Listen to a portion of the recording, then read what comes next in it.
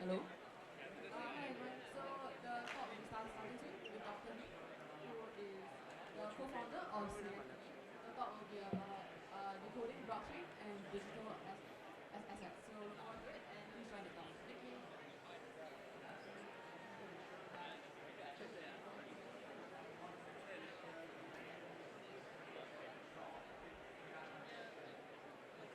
Okay, very good. Can you hear me? Is that, yeah? Perfect. Okay, very good. So we'll spend the next hour to talk about blockchain and digital assets. And I'll take you through, first, who knows nothing about blockchain and digital assets? Who knows a lot about that space? So one person knows a lot. Who's in the middle, understands a bit, but wants to know more? Okay, very good. So we'll try to do that. Hi, Michael. Hello. And let me take you through the program for today. First, a very quick introduction, and I'll tell you, why we're talking about this topic today. We'll talk about the importance of blockchain, and is it important or not? Why should we try to learn a bit about this? We'll jump into perhaps the meat of the presentation, which is taxonomy, trying to understand what are the trends and how to make sense of all this confusion. I'm sure you've been around here at SFF. There's a lot of blockchain projects. So what do they mean? How are they linked together? Which ones do you need to understand? And finally, we'll finish with some real-world projects. So let me introduce myself quickly. I'm co-founder of CFTE, Center for Finance, Technology and Entrepreneurship. We're a global fintech education platform in London and Singapore also. And our objective is that in the world of finance today, things are moving very, very quickly. And how do we make sure that everybody has the right knowledge to thrive in the world of finance, which is driven by technology? So, for example, understanding artificial intelligence, blockchain, fintech, etc. I used to be in banking before, so I used to run a group, Citibank, in London. I used to teach also at Oxford. I was the first fintech resident expert at Oxford and co-created the Oxford Fintech course. So before we jump into the presentation, let me ask you a question on blockchain. And I'll give you two choices. Do you think that blockchain is an evolution, or do you think that it is a revolution? Do you think that it brings incremental innovation, or do you think that it brings disruptive innovation? So who thinks that blockchain is an evolution? One person. Someone who knows blockchain really well. And who thinks that blockchain is a revolution? What is it? 101 or something like that. So a few other people who thinks nothing. Okay, so there were more people who thought that blockchain was a revolution, actually. I give you my view. I think it's in between the moment. I think it's in between. Some of the use cases that we're seeing tend to be more evolutionary at the moment. They bring some kind of incremental changes. The technology is clearly a revolution. It has brought something which is quite different to what we see. And in impact, we're likely to see some revolutionary impact, but which we haven't seen yet. So evolution or revolution, I think we'll see both. So let me give you the context of this presentation. So this presentation is brought to you by CFTE and SMU, Singapore Management University. And it started from a discussion we had last year with Michael Low, who's here behind you. And it was at Singapore FinTech Festival, actually. That's when we started the discussion. And when we started the discussion, we agreed on the fact that something was happening in the space. And I'll tell you what. And that there was a need for people in the industry to really understand what was blockchain, because the changes that were happening were important for anybody to understand. And so that's how we started this program. When we started the program, we didn't just sit down with Michael and write a program. What we did is that we went around the industry, we talked to 150 experts in blockchain and digital assets, and we asked them, what's happening? What is important? What are the real use cases? Not the hype, those kind of things that you read in the newspapers. From all those feedback, we brought it back and we created a program, which is a certification called Blockchain and Digital Assets in Financial Services. So that's for the people working in financial services, to understand all the real use cases in the industry. So I think most of you are in Singapore. So in that case, you will be able to access this program with subsidies, because it's subsidized by IBF, Institute of Banking and Finance. So if you're interested in the space, I would encourage you to take it, because it has two things which are quite special. One, it's the certification. So by going through this course, you will have a certification from CFTE and SMU. And secondly, it's a live program. It doesn't stop, because you know that this space changes all the time. For example, today, there will be innovations coming from MAS. Next month, from others. How do you know about it? And so this program is special in the sense that it has monthly live sessions. So every month, there's a live session that explains some of the latest innovations. So for example, next month, there will be a live session from Standard Chartered to share about the project, which is called Project Guardian, which is tokenization, for example, that is being used on the securitization side. So you would have something which is quite special. So that was I think the starting point of this workshop is that we did this certification, and from there we created a program and we got a lot of knowledge out of it. By doing this, we realized that there's a lot of confusion in the space. If you type, for example, blockchain projects on the internet, you will have literally millions of answers. It's really hard to understand what is important. It's not important. Is it a real project or is it hype? And so that's the reason why we thought that there was a need for a taxonomy, a way to categorize those projects and to make sense of those projects. Before we jump into it, let's talk about the big picture of what's happening.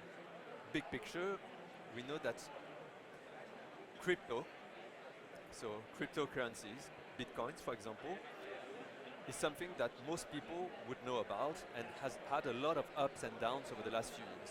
Up, down, up, down. Now it's starting to go up again. Really hard to anticipate where it's going to go. That's one side of the coin. That's not the side of the coin we're interested in. What we're interested in is much more. I work in financial services. So I used to work in financial services. I used to work at Citibank. I work at Citi, for example. What do I need to know so that I can be better at my job? What do I need to know, because it will actually impact the job that I have? So it's more, for example, those kind of projects, like Project Orchid. Have you heard of Project Orchid? Who has heard of Project Orchid? I'm sorry, you're here. So we have the expert in the room who knows. So Project Orchid, and there's a booth here, so if you go to the MAS booth, there's Project Orchid. Now have a look at this, it's super interesting. Project Orchid is about what we call purpose-bound money. And the idea is that, if we have money, for example, if I had, do I have money? So if I had 10 Singapore dollars, and I give you 10 Singapore dollars, then you can use that money and do whatever you want with that. That's cash. That's the way it works. The same, if I sent money through how do you call that? Pay now or pay wave, or the objective of purpose-bound money is slightly different, which is that I don't know. If you want, if you're a parent and you want to send money to your children and you don't want the children to go and buy sweets, but you want them to go and buy books, for example, then you could do that with purpose-bound money. That's a different way of thinking of money. Really, really interesting. This is what we're doing, for example, at CFTE with UOB on courses. The idea is that, for example, IBF, Institute of Banking and Finance, or Skills Future, you could receive grants to go and take a course. You pay with it, but you actually only get the course paid once you finish the course. So that's the objective of purpose-bound money. I would highly encourage you to go and look at the MAS booth for purpose-bound money. That's one of the nicest innovations that you have at the moment in terms of digital money, and Singapore is at the center of it. So go and have a look, Project Orchid. Another example, Goldman Sachs issuing bonds, so a fixed income instrument, Goldman Sachs issuing bonds on a blockchain network. This is one of the examples. A lot of other organizations, so here it's with European Investment Bank, you're starting to see something which is different. It didn't exist before, now you're starting to see it. And then there would be the concept of tokenized deposits, which is, by the way, do you know what is, who knows what is a CBDC? CBDC? I think that I'll invite you to come, to present with me at some point. So, okay. So I think it's important for you to know, since we have quite a bit of time, I'll explain. Let me take even more of a step back. Are you all students? Okay, very good. Are you interested in finance? Okay. Some of you are not interested in finance. Okay, no, so I'll take a step back in that case and give you some of the foundations of why being here today could be interesting for you. So I started my career in finance long time ago. And in finance, you might want to go into a trading, for example, or investment banking, or perhaps consulting. All very good. The world of finance hasn't changed that much fundamentally for a long time. It has changed because of digital. So because of digital, we can do things which we couldn't do before. It's mobile banking, for example. It's contactless payments, paywave, etc. So digitalization of finance has happened. However, at the core, it's still the same. Your parents used to use the Singapore dollar. We're still using the Singapore dollar. We use the US dollar. And the way that it functions is more or less the same. If you want to send money from Singapore to London, you'll go to DBS, for example, and DBS will find a way to send money, from Singapore to NatWest, for example, in London. It hasn't changed. What is changing today? What is changing is that we're having this concept, called blockchain, etc., etc. So we're having all those technologies, and then there's a fundamental question, which is, now that the world is becoming digital, will we see a transformation of money? Is money different in the digital world than in the real world? And coming back to the example of I give you cash, now that's different because nobody uses cash anymore. You're using electronic payments.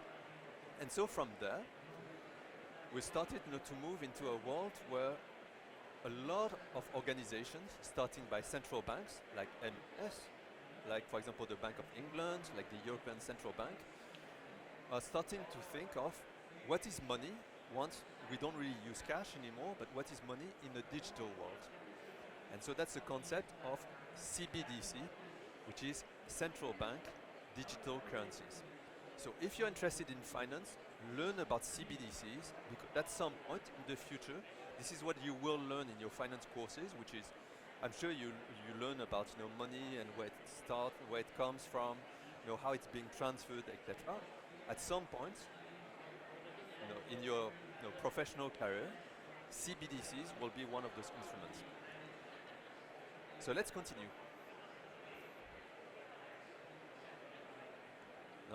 Or let's go back actually. Any questions on CBDCs? No? So what I'll do is that I'll tell you why we had to think of a taxonomy. So if you look on the internet, you can try, you type applications of blockchain in finance or applications of blockchain. What you'll see is that you'll see millions of pages And you'll see, some kind of graphs, like this, some kind of charts and diagrams that try to basically list a lot of blockchain projects. That's great. What we see first is that there's a lot of blockchain projects. There are literally thousands of blockchain projects. So you can't really, can you really read it? Yeah, you can't really read it. That's not the point anyway, but what you see is that all those types of projects, if I showed them to you today, and tomorrow I ask, write what I showed you yesterday, it'd be very hard to remember. It would be very hard to remember because first, there's a lot of different projects, and there's not really a structure in the way that they're being organized. And so when we worked on the certification, we said we can't just list project A, B, C, D, E, F, etc. because at the end, the participants won't really understand what's behind. So let's try to get some kind of structure which is closer to the way that our human brain works and closer to the way that the industry works. And that's the reason why we created the taxonomy, which I'll show you here. No, I think there's a part missing. Sorry, I'm just going to come back because I realize I'm going to tell you things and you're going to be very confused. So that's not my objective, to confuse you. Do you know why we're talking about blockchain today? So, who of you had invested, traded, speculated in crypto? A few of you. Okay. Who of you has been involved in any kind of blockchain project? None? Okay. And so I think that's important that I take a step back and tell you why it's important that you learn about it today and not 5 years ago and not in 5 years. A few years ago, or for the last few years, we always had a lot of requests from our participants, and they said, could you give us a course on blockchain? And we said, no, we don't want to give you a course on blockchain. We don't want to give you a course on blockchain, and the reason is that a few years ago, there were two things. First, when people talked about blockchain, they really talked about cryptocurrencies. Buy, sell Bitcoin, buy, sell Ether, to make money.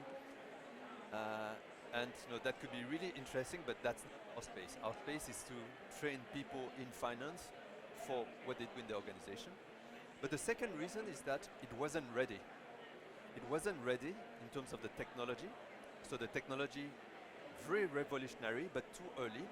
So not ready enough for example, for a large bank to use. You know how banks are. They are very, very large organizations. They have a huge amount of volume. You can't have a technology which works halfway. So at that time, the technology wasn't good enough. And secondly, there were not enough use cases, not enough. So you know that blockchain, you have this big vision, which is going back to my example of sending money from Singapore to London.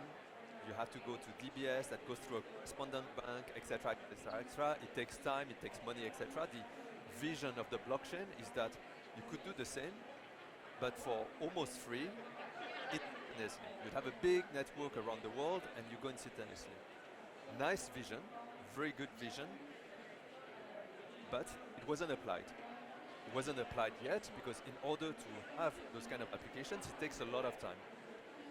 So that's the reason why we said we don't want to launch a course on blockchain, because what we want is a course for people to apply directly in their job, and at that time it was too early. Why did we have this discussion with SMU last year?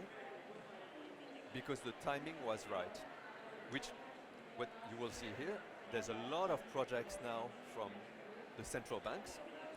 There's a lot of projects from the banks, the insurance companies that have properly applied those kind of technologies, and the technology is mature enough. So just wanted to make this quick summary to tell you about timing, because in technology and innovation, you will always see things which are really exciting. Quantum computing is extremely exciting. The blockchain a few years ago was extremely exciting. That's always good to know about it. I think it's always good to be curious. Now, if you work in a larger organization or if you're an entrepreneur, there's always the question of timing, which is it the right time for you to implement? Which I know very well, because when I was an entrepreneur, so a long time ago, before being a banker, I used to be an entrepreneur. And it was in the US. I was CEO of a company called UKB, and UKB was LinkedIn, but 5 years before LinkedIn. So very wrong timing. So whatever you do, if you go in finance, whatever you'd like to do, if you're in entrepreneurship, an advice for you is think about the timing. When you look at all these kind of things that could be extremely interesting, why is it today and not 5 years ago and not in 5 years? If you can find an answer to it, usually it will help you progress much, much faster. Okay, let's jump back into this. So the blockchain taxonomy should help you to think about all this complexity of projects. And so what did we do for the blockchain taxonomy? We tried to have a structure first, which is very similar to what we're used to in the industry. So if you work in banking, for example, then you could be in different parts of banking. You could be in retail banking. So retail banking or retail finance is for people like you and me. That would be, for example, going and do transactions with your digital bank. That would be part of retail banking. So the client is an individual. Corporate banking is different. That's for clients who are companies. Corporate banking would be for companies. It could be large companies. It could be SMEs. It could be MSMEs, for example. Capital markets and exchanges, that's for clients. That tends to be institutions, financial institutions. So, for example, that would be a trading floor where an asset manager would be trading with an insurance company. So that's for institutional clients. Investment, that's more for the investing activities. For example, fund management. Insurance, so insurance that would go from life insurance into P&C, property and casualty insurance. In blockchain, you have much more than financial institutions. You would also have non-financial institutions. So non-financial applications could be, on the retail side, for example, or oil and gas, luxury, pharmaceuticals, etc. And a very large part would be on governments and regulators. That would be, for example, the projects that I mentioned on CBDCs. That would be for regulators, for example. So that's one way of looking at it, and which works more or less well, because if you're interested to go into finance, then, for example, you might be thinking of going into retail banking, so working on the retail side. Or you might want to go and work in investment, for a hedge fund, for example, or private equity. Or you'd want to be in, on the trading floor and to be a salesperson. So that's a way that we tend to think of the industry. So that would be one axis. The other axis is that in these industries, you have much more than one type of job and one type of activities. And here we decided to split them into four. One, which are all the customer-facing activities. So customer-facing would be, for example, when you're selling to a client, or you're a private banker if you're in wealth management. That's one. The other part, which we called infrastructure, so the layer which basically supports the whole organization, which tends to be very, very technology-driven. Third part is compliance and risk, big part in banking. And then a final activity, which is ESG, so environment, social, and governance. So that's the way that we decided to split and structure the taxonomy. So let me ask you a question first. Where do you think that we have the most blockchain activities? Do you think that it's customer facing, infrastructure, risk and compliance, or ESG? Who thinks it's on the customer facing side? The most blockchain activities in customer facing? Nobody? Who thinks that it's on the infrastructure side? Quite a few people. Good. Risk and compliance? Anybody? One person, risk and compliance. And ESG? One person. Okay, so everybody thinks that it's more on the infrastructure side. Possible, we'll have a look. So let me show you more examples on the customer facing side. So customer facing tends to be for us. So and on the customer facing side you have a lot of different types of applications. On the customer facing side it can go from cryptocurrencies, that's one of the big types of applications. Stable coins. Who knows what is a stable coin? So a few people know what is a stable coin. What is a stable coin? You were playing around with it. Okay. And you lost a lot. Did you lose on Terra or Luna or this kind of stable coins? Terra. Okay. So stable coins are supposed to be stable. Stable versus what? Stable versus a fiat currency. What's a fiat currency? A fiat currency is a currency like the Singapore dollar or the euro or the dollar. So stable coins were supposed to be stable versus those. I'm not going to enter into a course on stable coins because it could be quite long, but that's a good example. So Terra and Luna happened last year or 2 years ago, and it was supposed to be a stable coin, so stable versus the US dollar. And unfortunately, the way that it was designed wasn't that strong, and some people lost a lot of money on Terra and Luna. So I hope you didn't lose too much on that. Enough. So I think that's a good learning experience. Yeah. Which is, I think, a good example of cryptocurrencies in general. Because cryptocurrencies do sound very new because they use new technologies, but at the end of the day, it's still the very, very basic principles of finance. You can't really create. It's really hard to create money out of nothing. There's always something behind it. So, by the way, so if you're all students, I hugely encourage you to look into all those new technologies, blockchain, Bitcoin, etc. Very, very interesting. But what will really help you is to have a very sound foundation of very sound knowledge of traditional finance. Understanding finance is really important. It's not because we use new technologies that the principles of finance do not apply. So whatever you learn in terms of cash flow discounting, what you learn in terms of what is a private equity fund, how does it work, investment banking, really, really important. Okay, so some examples of customer facing. It could be cryptocurrencies, stable coins. That could be NFTs, non-fungible tokens. Who has used and bought NFTs? No?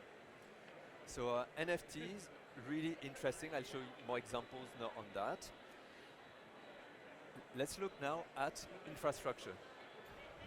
So for those who said that infrastructure, you have a lot, you're right. There's a lot on the infrastructure side. Why?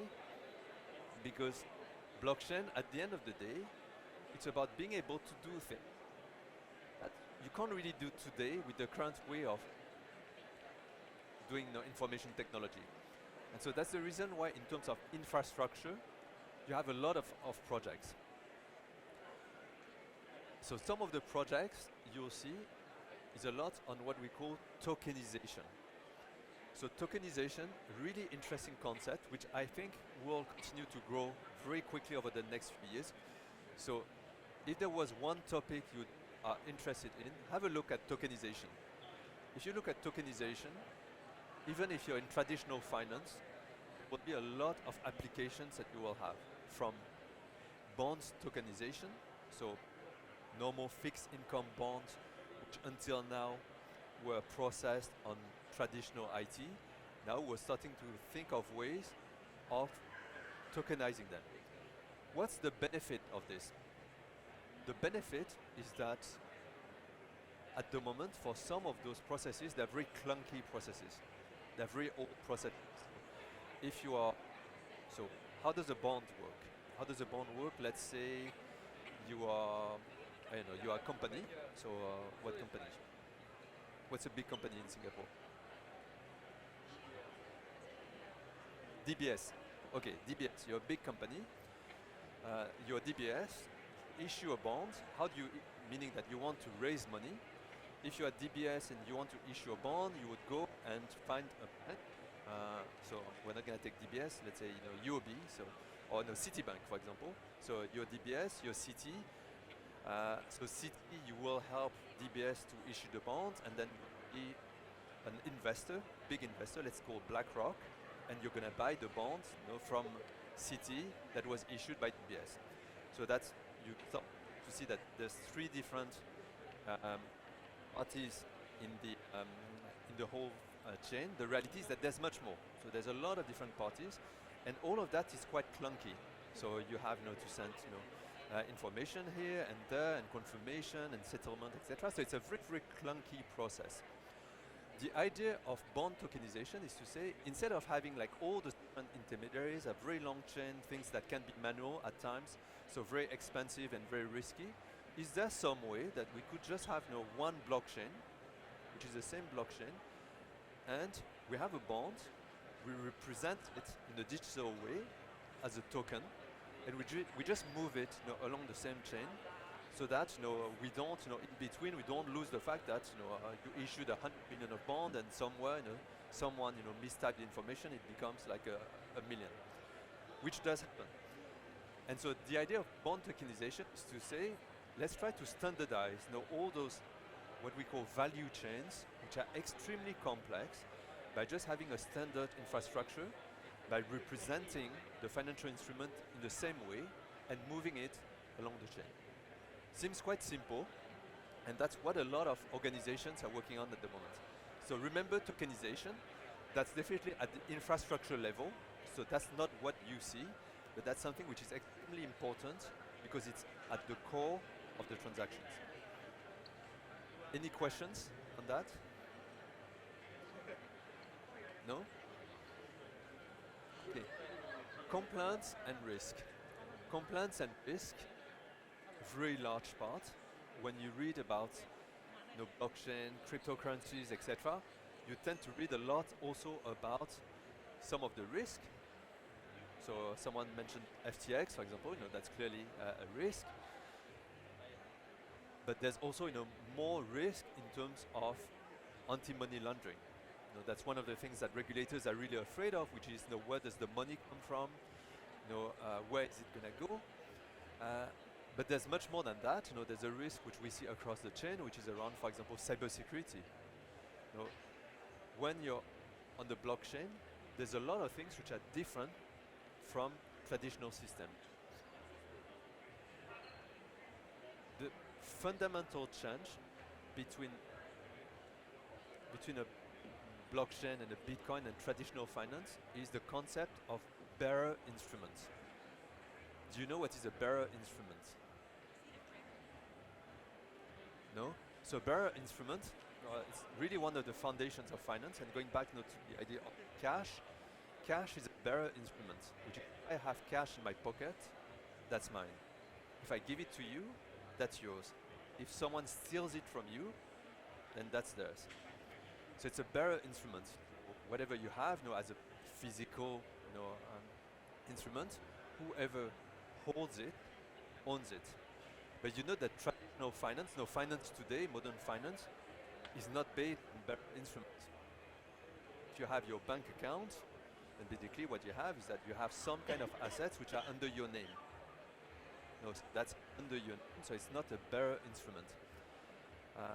And that makes it much simpler. In the old world, long time ago, if you issued a bond, so DBS issued a bond, then someone would have a piece of paper saying it's a bond, then DBS owns $1 million to whoever owns that bond, and then you would keep that piece of, and that would show that you have $1 million against DBS. Try to get this. But in the modern world, we don't use that anymore. In the modern world, when DBS issues a bond, it's just in a registry somewhere on online. But what about Bitcoin? Bitcoin is a bearer instrument. So if you have your wallet, the is in your wallet, that's yours. But there's no name, for the wallet. That's not under my name, for example. If there's some way that you can take that Bitcoin from the wallet, then it becomes yours. One of the biggest difference between Bitcoin and modern finance, that modern finance for the last 100 years, we have moved into a world where we're not really using bearer instruments anymore because it's very clunky. Because if you lose the asset, then it's not yours anymore. Bitcoin, whoever has the asset owns it. Very big difference. That's why cybersecurity is important, and that's why you hear a lot around scams and frauds. Scams and frauds in the crypto world means that you can find a way so that if a crypto, a coin, an ether, etc. If I can find a way to get that away from you, then that's it. You can never prove that it was yours. It will be mine. So cybersecurity is super important. And then finally, I'll finish on ESG, and that's for those of you who are interested in sustainability. That's a really interesting space. That's a really interesting space because that's a part which is around. You know about carbon credits, yeah? So carbon credits, a very interesting concept. The challenge of carbon credits is how can you prove that the carbon that was issued is properly linked to a project? How can you make sure that it's not a scam? And after that, how can you start transacting all those different carbon credits, knowing that you could have a lot of different types of projects. So one of the big areas that we're seeing at the moment is around carbon credit platforms. Those organizations would be using blockchain to make sure that it can grow much faster. I go back here. Are there other types of projects on blockchain that you see, and we can try to see where they would fit here? What kind of projects on blockchain have you heard about?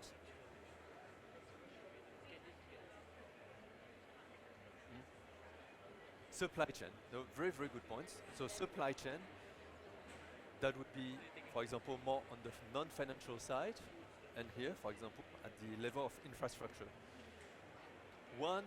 I guess one of the biggest challenges of our modern world is supply chain. We tend to have a very complex supply chains.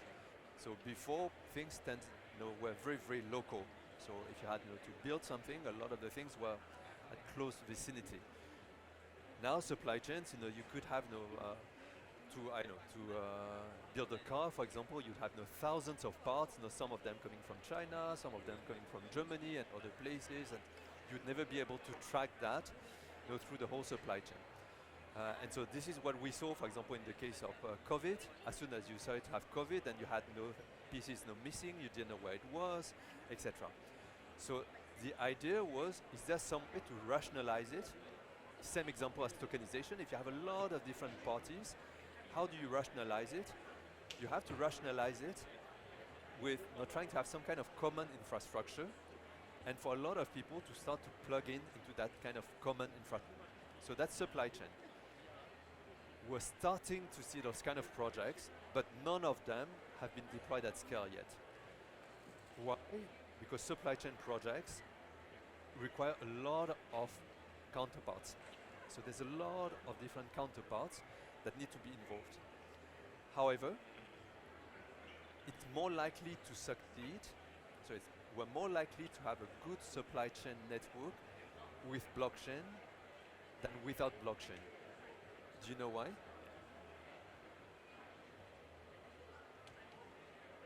Do you know why on a project like supply chain, having blockchain makes it much better than not using blockchain? Everything is? Yeah, so everything will be on the blockchain. So you use smart contracts and it's more streamlined. So yeah, all of that is true. So I'll share with you a concept which will be very useful for whatever you do, whether finance or non-finance, which is that in innovation, you tend to have two types of innovations. Competitive innovation and system innovation. What is a competitive innovation? A competitive innovation is an innovation which, if I apply it to my organization, for example, will help me be better than my competitors. So that's a competitive innovation. On the other hand, system innovation is an innovation that can only work if a lot of parties come together and innovate together. You cannot do it on your own. So who can give me an example of a competitive innovation? What kind of technology? No, if I'm very good at that technology, then I'm going to be better than my competitors.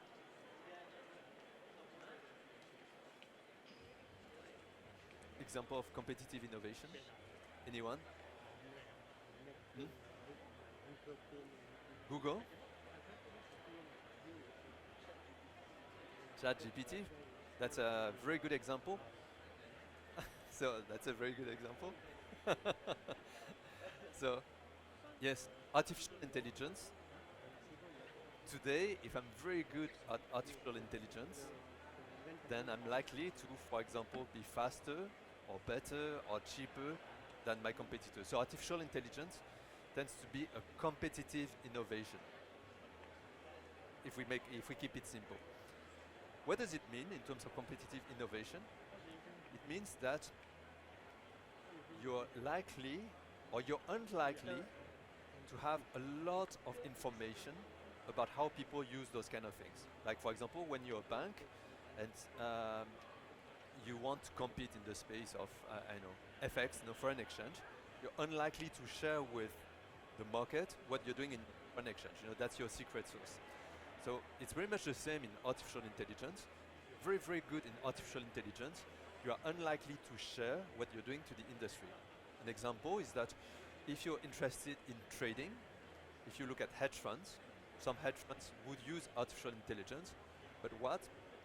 Really hard to say. They will not disclose what they do. Now let's talk about system innovation.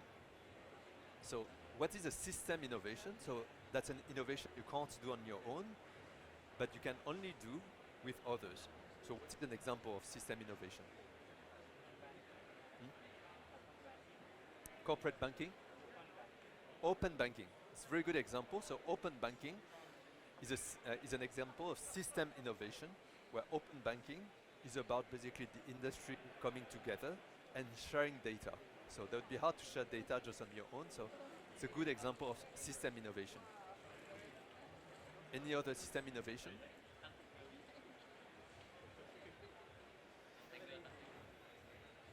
I'm sure you can find it. Good example of system innovation. What's the title of this presentation? Blockchain. So blockchain is an example of system innovation. That's an example of system innovation where the examples you talked about, supply chain, we talked about bond tokenization. you cannot do bond tokenization only if you're DBS, because you will have a bank, that will have to issue the bond. You will have an investor, etc. So it's a system innovation. So you need the system, to be able to innovate. If I make it simple for you, that's the difference between using, let's say, Microsoft Excel, or the old versions of Microsoft Excel, and Google Sheet. Is that if we all work together and I say, okay, let's update this Microsoft Excel, and we just send the Excel back and forth and etc., it's going to be impossible. It's going to be impossible because we're not going to know who has changed, when, etc. If we use Google Sheet for that, it already has basically a certain structure, a certain way of working. We'll know who has made changes, etc. It's much, much, much easier. So that's really the difference, which is blockchain has brought a set of the equivalent of a Google Sheet, which allows for collaboration, so that it allows for a lot of players in the industry to working together. Make sense? Any questions? No? So I will continue, but before that, anything you would really want to know about blockchain and Bitcoin and digital assets?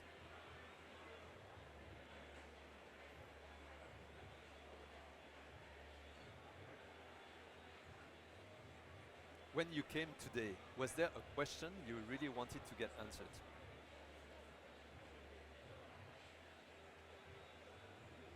No?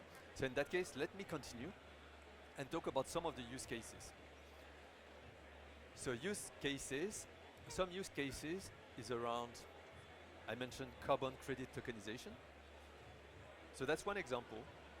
If you're interested in finance but also sustainability, have a look at this. I think it's really interesting.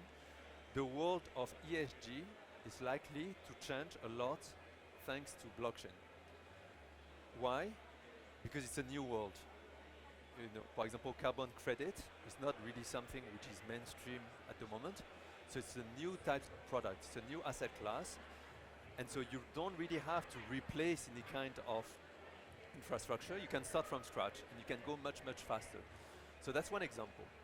The other example is non-fungible tokens. Non-fungible tokens, you've seen those, no? The Bored Apes.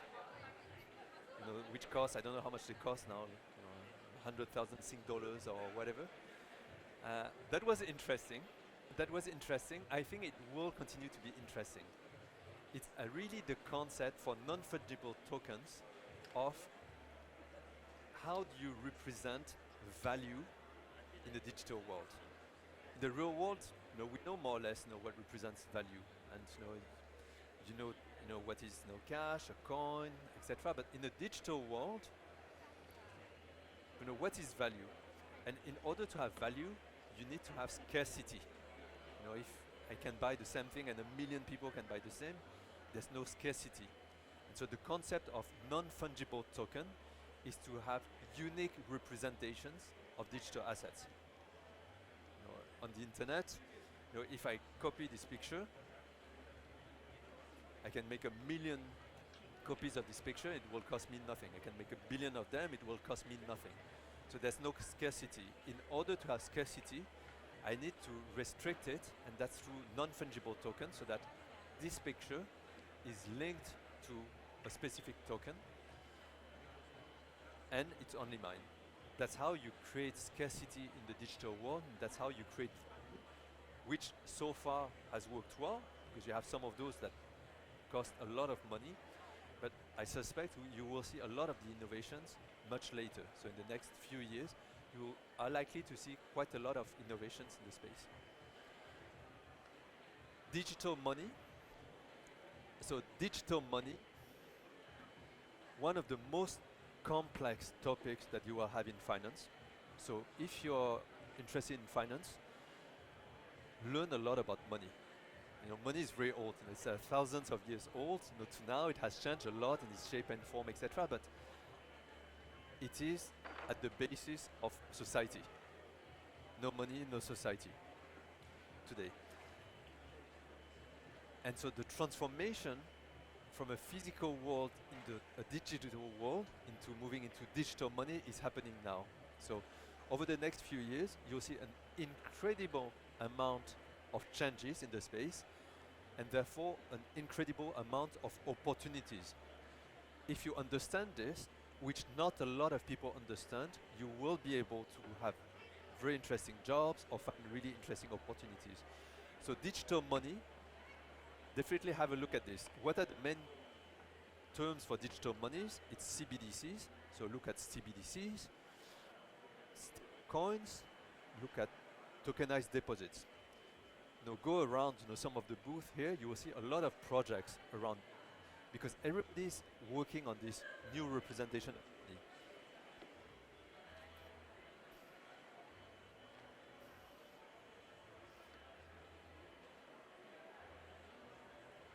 Here, I'm going more into the world of tokenized bonds that I have mentioned.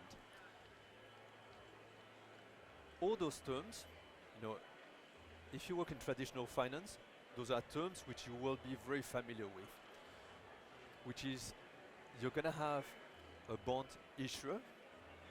We took the example of DBS. Here that would be the example of the Hong Kong Monetary Authority. In that, after that, you're going to need someone to help issue the bonds. You're going to need someone to help find the clients, and you will have someone at the end will need to buy the bonds and deposit it somewhere. What you can see is that some of the names that are here are coming from the world of traditional finance. Goldman Sachs is a company which is quite well known in the traditional world. HSBC, Bank of China, etc. This is the transformation that I was telling you about, which is it's a fundamental change that we're seeing in finance, which is that even large financial institutions are starting to use those kind of technologies. Goes back to my point about timing, which is 5 years ago, not even 5 years ago, 3 years ago, you wouldn't have seen those kind of names involved in this kind of transactions. A few years ago, it was really a world of cryptocurrencies, where it was individuals buying cryptocurrencies or exchanges using that, but no traditional names. What you're starting to see now is traditional names which are entering to the space. So pretty much not everyone. Here you would see, so I'm just thinking, have you seen any big banks here? JP Morgan. So JP Morgan is very involved in blockchain. I don't know if you sit on their booth or not. Have you been to the booth of JP Morgan? Yeah? Anything about blockchain? So I'm sure there would be, but I haven't been on their booth. But for example, JP Morgan has a platform which is called Onyx. Onyx, they have all of those in terms of bond tokenization. They work on tokenized deposits, so version of the US dollar, which is represented in a different way. So JP Morgan, for example, is very involved. They're also involved in Project Pasio, which is with MAS and Temasek. So that's a good example. Any other banks that you have seen here? Which banks are there at SFF? So DBS is also, so they're also involved, I think, in Project Pasio together with JP Morgan. I think they have a platform for carbon credit, if I'm right. So they do have also a lot of different projects.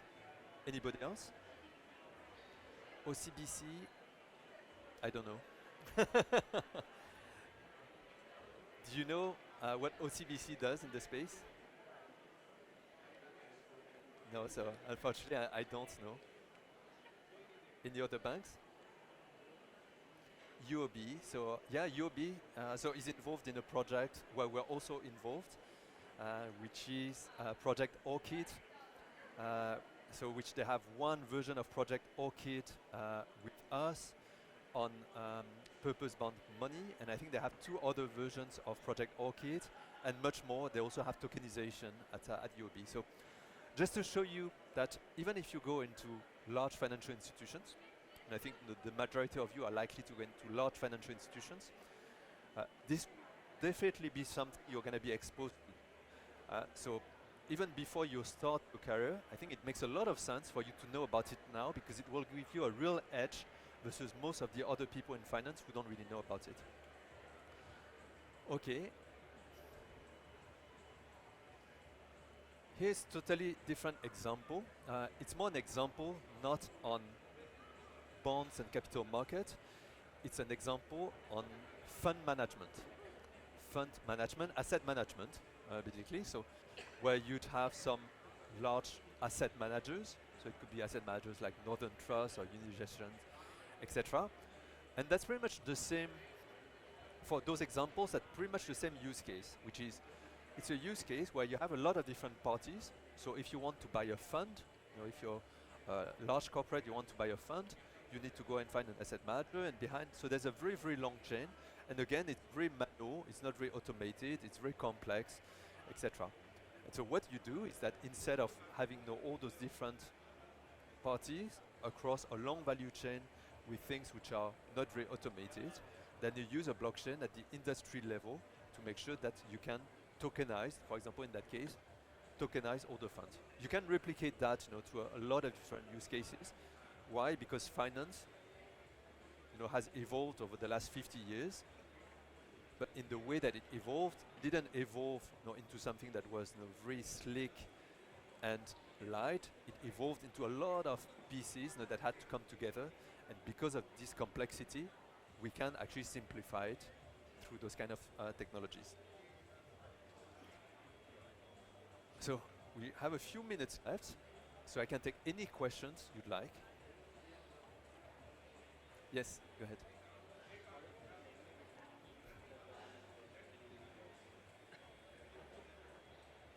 What's the difference between Web3?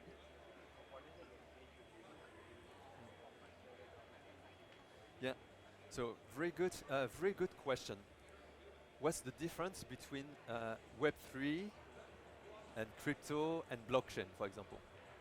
So just to simplify for everyone, when we talk about blockchain or distributed ledgers, the way I define it tends to be more the technology. So the technology would be blockchain or distributed ledgers.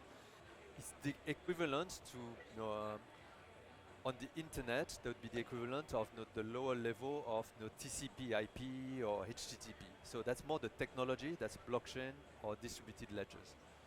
On top of blockchain or distributed ledgers, you can create different types of asset classes, like cryptocurrencies is a type of asset class. NFTs, non-fungible tokens, would be a type of asset class that leverages on the same technology. CBDCs, central bank digital currencies, is a type of asset class that uses the same technology. So technology layer, blockchain, asset classes, crypto, CBDCs, etc. After that, the whole universe, which we would call the internet in the case of HTTP, that's Web3. Web3 is basically the whole universe that uses all of this and all those different asset classes. And Web3 is also, let's call that, a philosophy. It's a way of looking at the world in the sense of when we looked at the internet, before it was about how can we make information free. How can we make information easily accessible to everyone? Web3 is about how can you own your own data? How can you own whatever is yours and not give it, for example, to a social media company, etc. So it's really about ownership in the digital world. Web3 is about how can you own your own data or your own assets in the digital world. That's Web3. There's another word which you might hear about, which is about DeFi, which is decentralized finance. And what is decentralized finance? Decentralized finance is seen as in opposition to, let's call that institutional finance. Institutional finance, central banks, you have some trusted third parties. Decentralized finance is the opposite of this, is saying you don't need a trusted third party. Everything can be done through technology. And so that's this concept, which is, I don't want an institution to own my money or my assets. I can have basically a system on its own that would own this. So I don't an institution. So that's also a philosophy, I would say, and a way of seeing the world, which is I don't need institutions. that can work well or not, because for example in the case of Terra and Luna, when Terra went bankrupt, was great or not, because if you had an institution behind, for example if a bank goes bankrupt, you have a bank behind, that can support here. When Terra goes bankrupt, then there's nothing, because it's decentralized finance. So that's the different concepts that you'd have. Any last questions? Something that you'd like to know about this space, or how it can apply to you? Yeah. Sorry.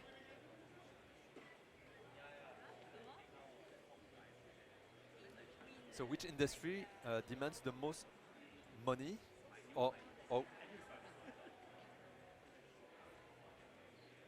okay. So which industry can benefit the most from blockchain?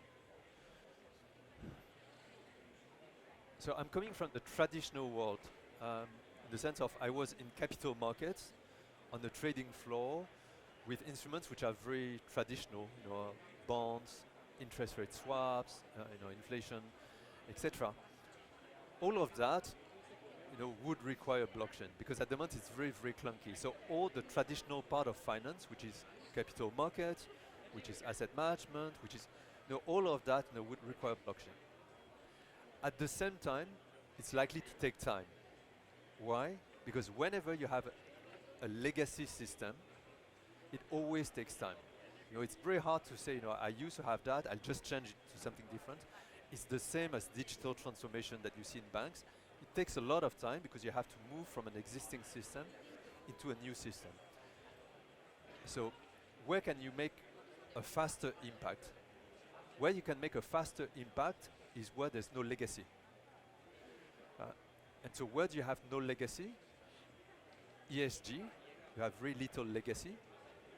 At the same time, there's a huge amount of interest and money getting into the space, for a good reason. So I think on the ESG side, you're likely to see a lot of investments in the space. Where you're likely to have a lot of focus is a lot of the discussions that you have around here, which is digital money, CBDC, central bank digital currencies. Pretty much all the central banks in the world are working on it at the moment. Versus stable coins, tokenized deposit, basically what is money in the digital world. A lot of efforts are being put into the space. Does it mean that it will go fast? No, because we're talking about money, which is really essential to society, but it's likely to have a humongous impact, because as soon as you change the fabric of money, then it changes the whole value chain, which is everything. So the whole financial system, the way we use money, the way we transact, etc. So I would say those two fields, ESG is likely to go much faster, CBDC is likely to have a big impact, but not necessarily very fast. So perhaps let's conclude this. So I hope that with that, I was able to give first an idea of why it's interesting to learn about it now, because you showed some examples of large organizations. Everybody's looking into this now. So if you go into financial services, understanding this will give you an edge compared to a lot of other people, because it's quite complex. Not a lot of people know and understand this. So that's the first thing. The second thing is that if you're interested in financial services, first you need to understand. So whatever courses you have at uni around finance, make sure that you understand that. There would be a mistake to think that because it's technology, it's not finance anymore. Having a strong domain expertise will help you a lot. So I think that would be the second thing. Third thing, perhaps one of the most exciting time to be in financial services. So you chose your timing right, which is great. So one of the most exciting times, because you're likely to see a lot of innovation continuing over the next few years. And then finally, if you'd like to start your journey, you're lucky because in Singapore, we have the certification with SMU, and it's very heavily subsidized. So it's much cheaper than what you have for the rest of the world. So I would hugely encourage you to take the SMU certification on blockchain and digital assets for finance. So on this note, thanks a lot, everyone, and have a good SFF. Thank you.